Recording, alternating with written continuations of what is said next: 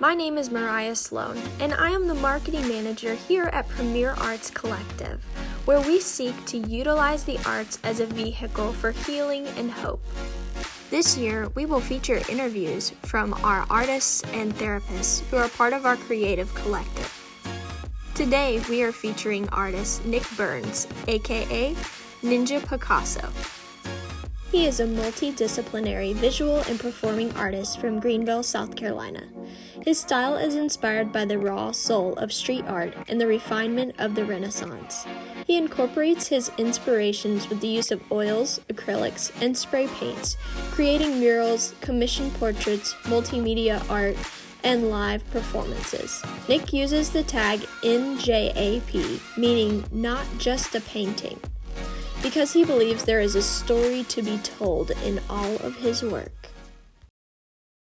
How does your art reflect a part of who you are? Okay, so I started off as a dance educator. I taught hip hop dance and tap dance for about 16 years, taught at different colleges and schools. And, being a part of that, that I wouldn't say monster or machine, but there's a sort of acceptance that comes with being a really great choreographer, being a really great performer. And it sort of interfered with my idea or the real idea in creation. And I didn't really know like where the source was coming from, because it's like every time, you do a really good routine, they give you a high score, or you get judges critiques, and on the good end there, you get that type of I guess affirmation that, yeah, you're doing a really great job. And it really just was tugging on my insides, because I just felt like that's not completely why God gave me what he gave me. And I started to focus in more on the things that I did as a child, as a kid. And I would just draw, scribble on the back of church programs. Yeah. Really, I did caricatures in high school, just really trying to make money to make it really. So I've always kind of used those skills in a very raw sense. And I never really saw the source even then.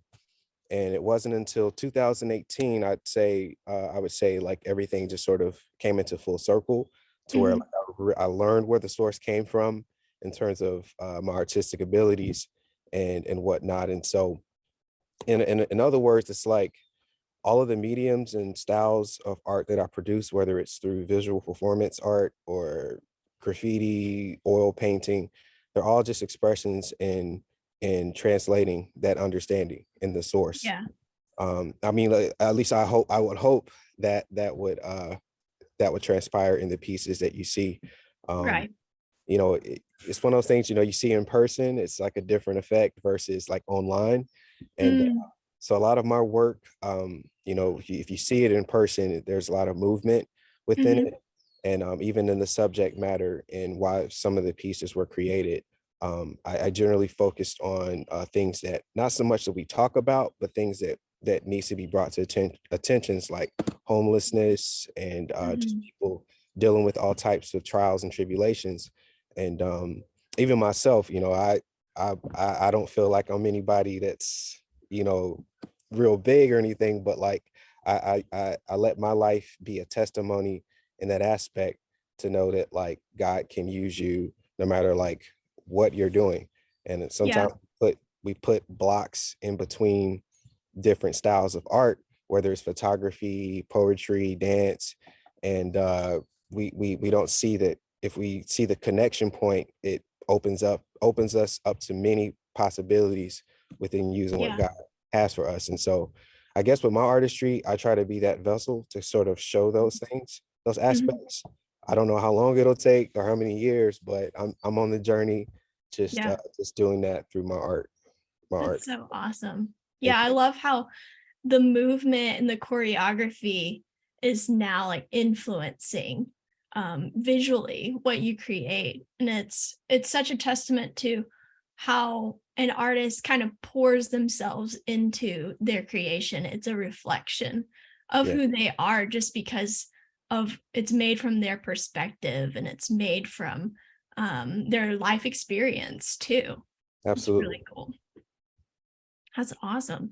So, what do you hope people experience, learn, or feel when they see your art?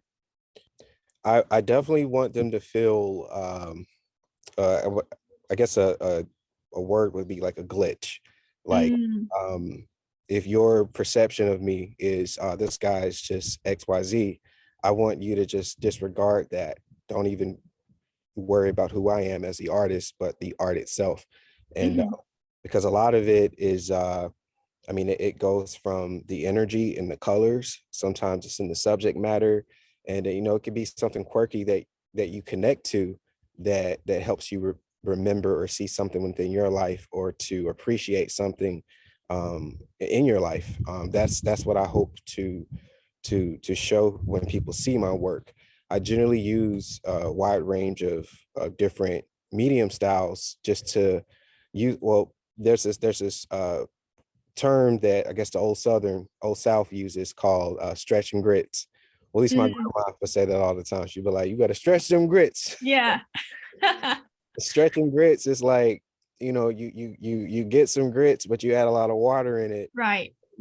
It gives you a lot of it, and so Yeah. Makes it go farther. makes it go farther. And so Yeah. I don't really limit myself to just canvases. I'll Mm, paint on the TV. I'll use plywood or just whatever, just to utilize that fact. Use what you got. mhm, Doesn't matter what level you're at, what place you're at, because I was a dance teacher, what, three 3 years ago, well, 4 years ago now, and that was mhm, my whole life. mhm. Now I'm a full-time artist, and looking at those things, it's like, whoa, that's different. But again, they're all tools of mediums, and it's like when you're able to just, I guess, just have faith in knowing that I can take this and make something beautiful out of it. It Yeah. really opens up the opportunities to your creation. And so that's what I really hope people see. And first and foremost, to know that it all comes back to God. It because I'm nothing without him. None of my work Mm. would make any sense like without him. I try to explain it myself sometimes, and some stuff I look at and I'm like, oh my gosh, like who made that? You know, because it's like I know I can't do it by myself. Um, Mm, to be on that, or I guess this level or place of creation that I'm in now. Um, mhm. but over time, I definitely would love for people to find those things within my work. Yeah, that's great. I love how you use the word glitch, Mhm. and it's just kind of like an interruption. I Yes. think in our everyday we kind of get caught up in the day-to-day tasks, Mhm. and that's a really cool word to use to say, "Hey, I want to kind of glitch your everyday pattern and interrupt it for a second and really make you think about the art and the creation and pointing back to the meaning and the purpose behind it all, Right. which is really really cool, to invite people into that moment for Yeah. sure. Yeah. So do you have a non-art related hobby or interest? I know you dance. Is there anything else that you do? Uh, okay, so I love to bowl. Really? Bowling is my favorite thing to do. I'm trying to Yeah. get 300, and I'm a bust up Gene and Jared at some point if they ever Yeah. bowl. But I absolutely love to bowl. I don't do it for the traditional competitive reasons. Hmm. Some people do it for fun with their Hmm. family and friends. I mean, I go out on a random Tuesday at 12 o'clock and just bowl alone all the time. But Yeah. I love the repetition in it, and it connects back to dance just with the choreography. Mhm, mhm. It's just a real easy way to get I mean, you just see your improvement, especially if you Yeah. work a lot with your hands and stuff.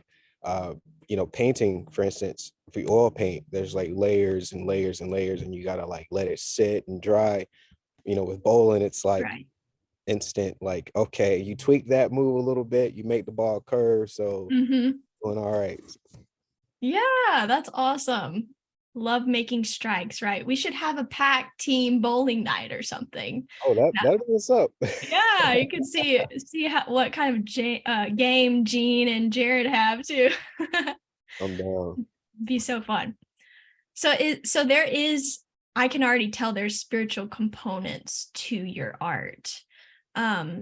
Could you share or elaborate a little bit more about your spiritual inspiration for art and maybe what you want people to experience in that? Right. So so I have like well, I guess my original works or pieces, I like to say they're completely on artist inspired, straight raw. It's no collaborative thing where someone's like, hey, paint a dog with a bow tie. It's more like, what is that element? And some of my pieces that I've done in this realm, they've been very raw in the subject matter sometimes, even in the quality and layers in the surface. I don't use clean canvases or perfect canvases on some pieces because I feel like myself, not even just myself, but plenty other children of color, and not even just children of color, just people in the world have faced, have come into this world with issues and Mm, things from past traumas, parents not mm, doing what they need to do, and you basically start out on a canvas that's not clean. So a mm, lot of my personal pieces that basically show, I don't want to just say the struggle, because a lot of times people think the bad things that happen is such a bad thing, but I believe that the good and the bad work together, and mhm, you that's where you learn who you are, you find out where your power is, and you also can see God a lot more as well in some of these cases. And so basically these pieces of work, they're like my pain and mm, life that I've experienced translated in a more in a beautiful form. mhm, Like I have a specific piece called "Bless" or "The Anointed," and it's a piece of it's this boy. The reference image that I used was actually my nephew, and he has like it looks like water coming down his face, but it's like water and it's oil. mm. I painted that to symbolize the covering of what God can do over your life. Yeah. This whatever's happening. And so like I have a lot of pieces that just focus on different topics. Like I said, with homelessness, I was one of the kids that came from impoverished communities. And so coming out, you're wondering why you have to move every week or every Mm, month. You're worried about the food that you got to eat next week, or little things like that. mhm, Child, it affects you in a way that you don't really, you're not afforded to worry about for your whole life, because you got to keep moving. And mm, so what I've done, at least to my point as being an adult, I can look back at those things, take from that and make something beautiful to bring awareness to that type of thing, and to help connect people to the power of Jesus, which is what he's done, even in just in the process of making the art, the outcome of it. It's mm. like something hits you that's bad, but then it's like a whole masterpiece at the end. So Yeah, that's so cool. There's this song that I was listening to yesterday that said, "If it's not beautiful, you're not finished yet," talking about the work of God and his amazing redemptive work in our lives. And that's so cool that you're sharing about how there is beauty from places that we may not see as beautiful at the moment, but beauty can come from that for absolutely. sure. Well, Nick, aka Ninja Picasso, thank you so much for sharing a little bit about you and your heart and the work that you do. We just wanted to highlight one of our creatives today. So, hope everybody enjoyed this interview, and thanks again. All right, see you guys. Bye. Bye. For more information on booking, contact Jean at premierartscollective.com. You can follow Nick on Instagram at NJAPGallery or visit www.ninjapicasso.com. Follow Premier Arts Collective on Instagram at Premier Arts Collective. or visit our website at www.premierartscollective.com. Don't forget to hit the subscribe button. Thanks for watching. We'll see you next time.